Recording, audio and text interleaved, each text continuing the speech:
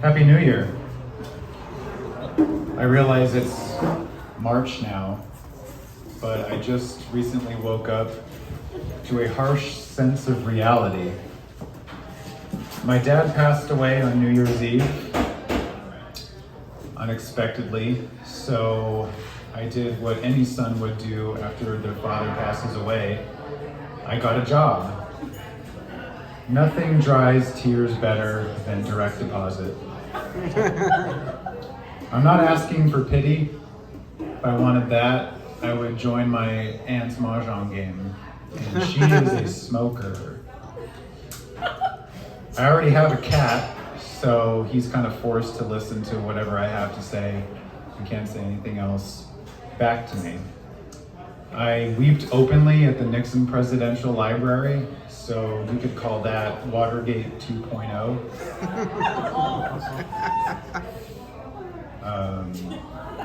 Speaking of jobs, my favorite job and my highest paying job was unemployment. The only job that I wanted to stay at, the only job that I asked to come back to.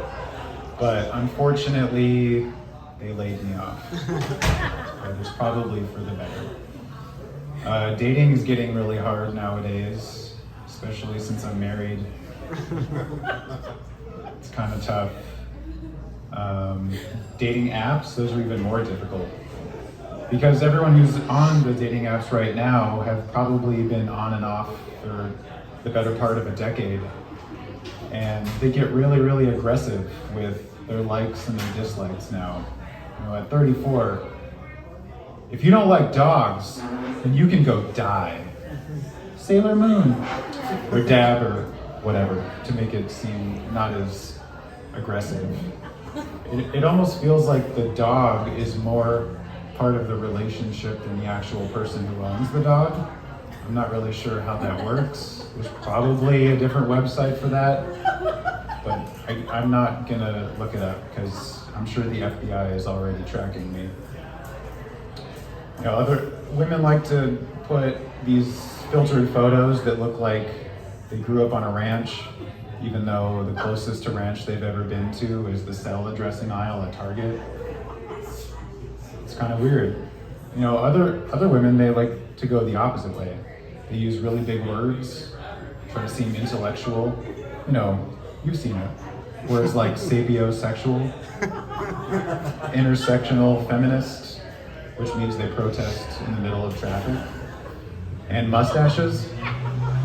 Big words, I can't figure it out. Craft beer and wine enthusiast. You could just say you're an alcoholic. It's way faster. You don't have to write it all out. We get it. We see the pictures. You know? Oh my gosh. I went to Walmart recently, which was my first mistake. My anxiety pre-games before I go in there, before I even set foot. I'd like to tell you the rest of that story, but I blacked out at the self-checkout.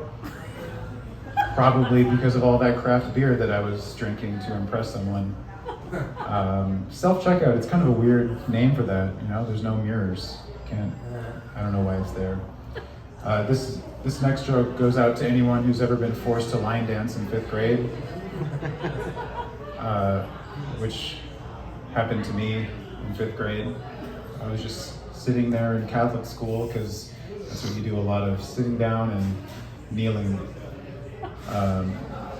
This woman just came in very enthusiastically on March 7th, 1998. And she said, "We're gonna line dance, people, you ready?"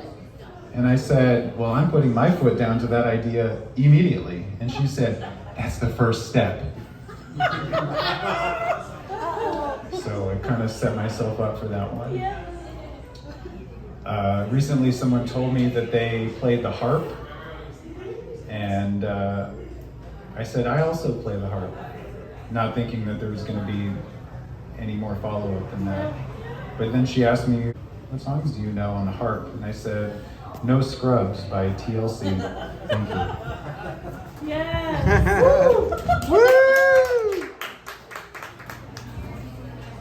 The Catholic Church has a mass following. All right. I have another one. gentlemen, what inspired you to do comedy? What inspired me to do comedy? Yep. I filled up my notebook.